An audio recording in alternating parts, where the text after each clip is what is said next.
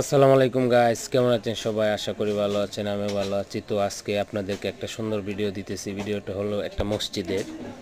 মসজিদটা হলো কিশোরগঞ্জ সদরে বৌলাই ইউনিয়ন মাহাতাব চেয়ারম্যান বাজারে অবস্থিত মসজিদ। খুব সুন্দর একটা মসজিদ, দোতলা বিশিষ্ট মসজিদ, দোতলা বিশিষ্ট মাদ্রাসা, সামনে একটা অজুখানা আছে, একটা পুকুর আছে, বড় সড়ো পুকুর, ঘাট আসলে পাক্কা ঘাট, সব মিলিয়ে আসলে একটা অসাধারণ পরিবেশ।